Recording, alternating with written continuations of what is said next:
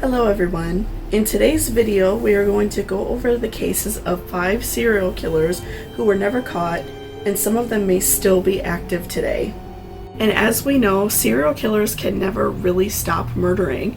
So they will cross state lines, they will even move to other countries sometimes, and continue murdering without ever being caught. And back before around the 2000s, police departments often didn't connect with each other. They didn't want to help each other out. They wouldn't contact other departments about cases and killings that were going on oftentimes. So it is often believed that killers would go somewhere else and they would never be caught just because they went to another state. And if you like true crime, go ahead and hit that subscription button down below. I post about 2 new videos every week. First on our list today is the Servant Girl Annihilator, or the Austin Axe Murderer. This killer was active in Austin, Texas between 1884 and 1885. They killed 7 women, 5 of whom were African American and 2 white. He also killed 1 African American man. The killer would attack victims in their beds. 5 of the women were dragged outdoors before their murders, and 3 of them were severely mutilated. The killer also inserted a sharp object into the ears of 6 of his victims. And what's really troubling about this case is that the police interrogated and arrested over 400 men, and several of them were American cowboys. And during this time, there were eyewitnesses that claimed that they saw the killer and that they witnessed what was going on, but nobody could really give an accurate description, so we really have no idea what this person looks like. Some people said that they were white, some people said that they were African American, some people even said, quote, that he was a yellow man. Don't come for me, that's just what was on the news reportings that I read for this from way back in the day, and that oftentimes he was described as wearing coal on his face or like a dark paint to try to disguise himself. And he was often told to be wearing a hat or a dress. So we're not really sure what this person looks like at all. Obviously there's like no sketches because they really have no idea what this person looks like. There is like a very simple sketch online, but they really have no idea what he looks like. So that was just a very rough guesstimate because they received so many different eyewitness accounts. This case has been shrouded in mystery for over 100 years now, and it seems as if it will never be solved. There were many mishaps by the police. They often would not interrogate people in a manner that would lead to finding somebody. It is often believed that the police knew who this person was, but they did not have enough evidence to link them to the murder, so there was no trial or anything. And many people in the Austin area were very scared. And one of the main theories that is connected with this case is that many people of Austin, Texas believe that the killer practiced voodoo, because in the main area where most of the murders took place, there were a lot of dogs. And back then, of course, people didn't have their dogs inside of the house so much like we do now. They mostly lived outside a lot of the times. And so these dogs may have been chained up to the yard or roped up to a tree or something like that. And while these murders went on, no dogs ever barked. People never reported their dog going crazy. And my dogs, if a leaf flies by my house, my dogs are going nuts. So I couldn't imagine somebody getting hurt. My dogs would be going insane. So a lot of people believe that he put a spell on these animals so they wouldn't make any noise while he was committing these murders. It is believed by some historians that the killer may be a man named Nathan Elgin. He was a 19-year-old cook. He worked close to where the murders were committed, and he was missing a toe, which matched the footprint left at the crime scene. And in February 1886, Nathan was killed by police while he was attempting to assault a young woman with a knife, just a few months after the last murder. And I could see Nathan potentially being the murderer, but unfortunately a lot of police documentation during that time wasn't kept well, and it's not known whether or not he actually committed this crime, but they did stop after this. So we're not 100% sure. It's never been proven that it was Nathan, but as of right now, it seems as if this crime may continually go unsolved.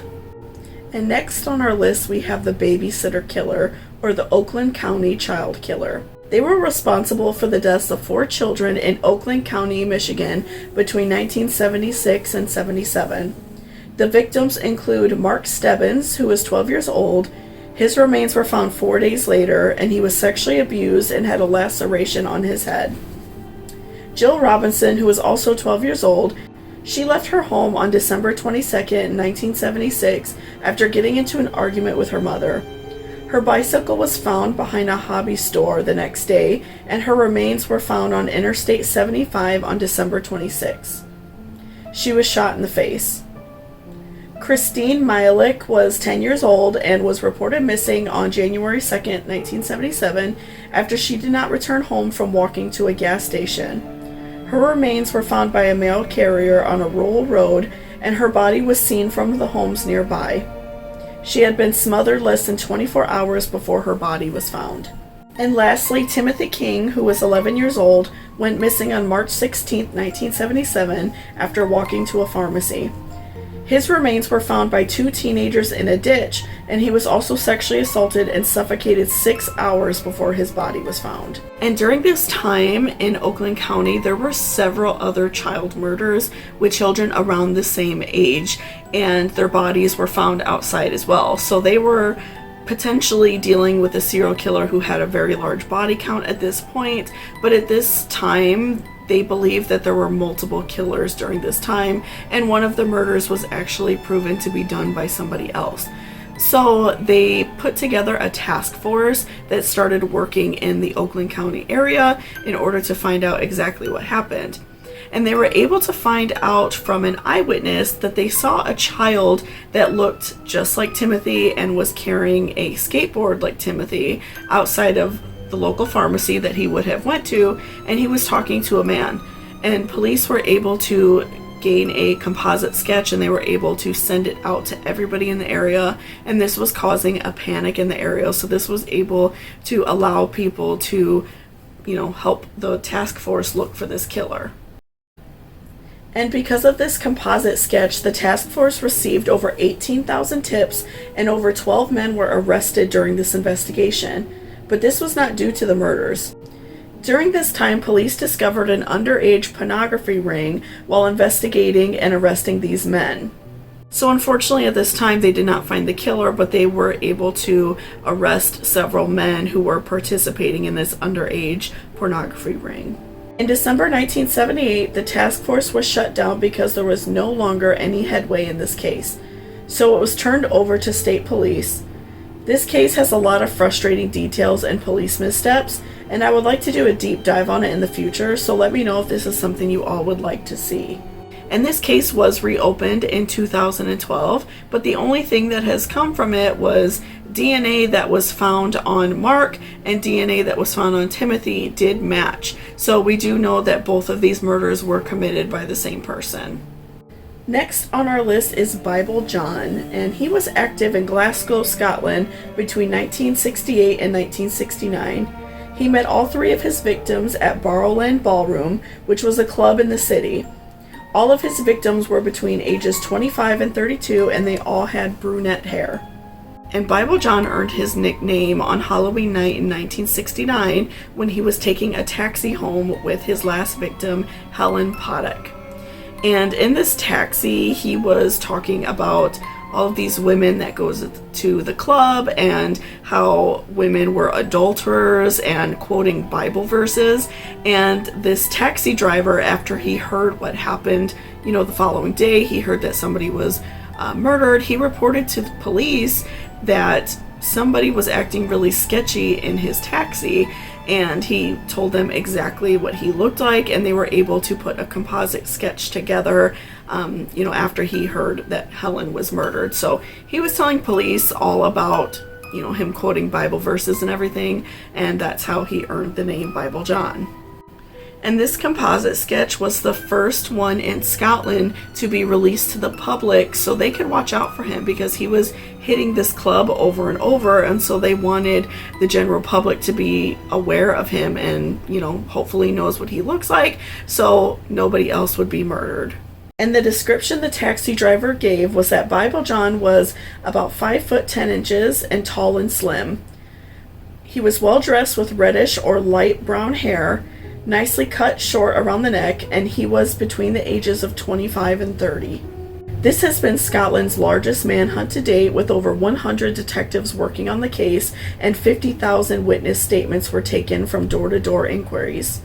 Over 5,000 potential suspects were questioned, but none matched the killer.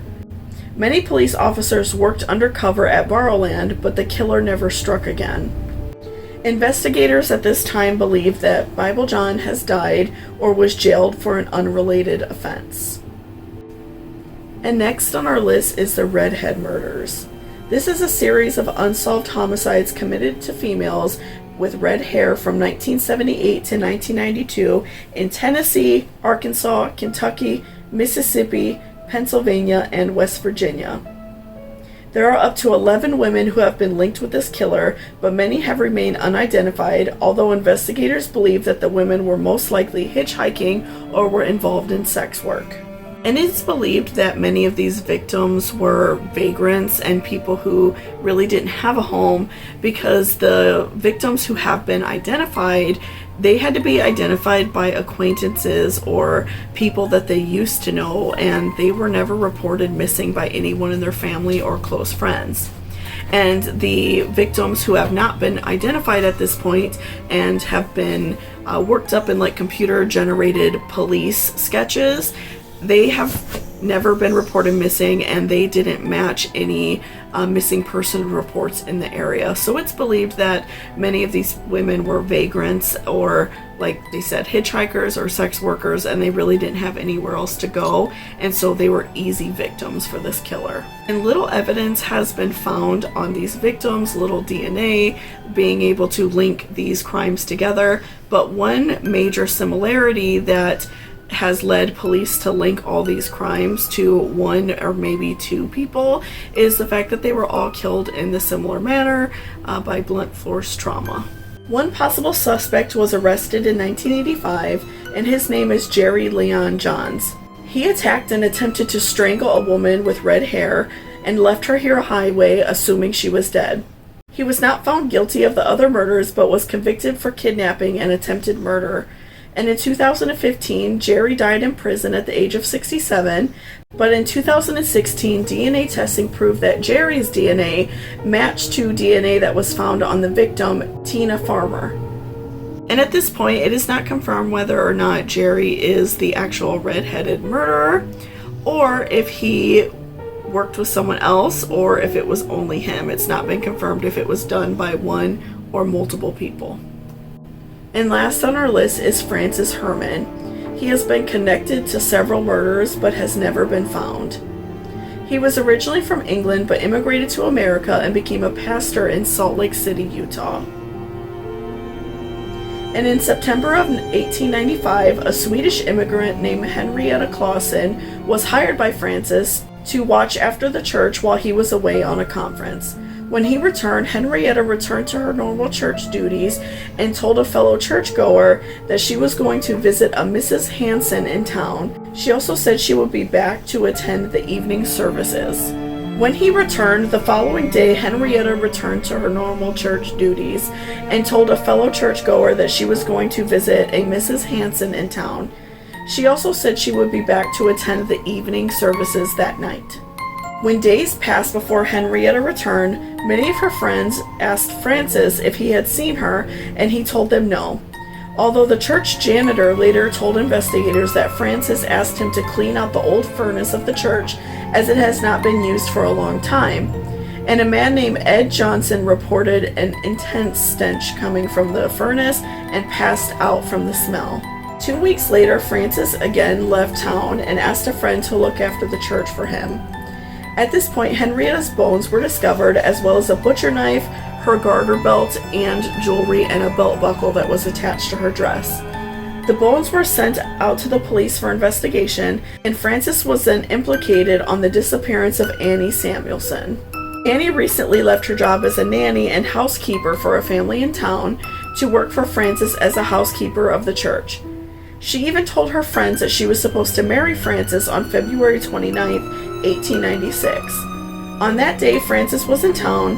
He ran into a member of his congregation who who inquired about Annie, Francis told him that Annie was out of town and he did not know when she would return. After investigators began looking at Henrietta's remains, they found Annie's gold watch and ring were at a local pawn shop. They were dropped off there by Francis before he went out of town to Kansas City.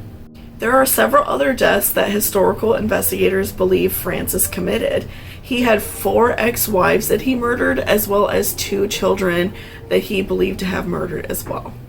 Francis left Salt Lake City on May 7th, supposedly going to Kansas City. At one point he was traced to St. Louis, but it is believed that he was hiding out in Cincinnati, Ohio, or Indianapolis, Indiana, living a double life as a florist.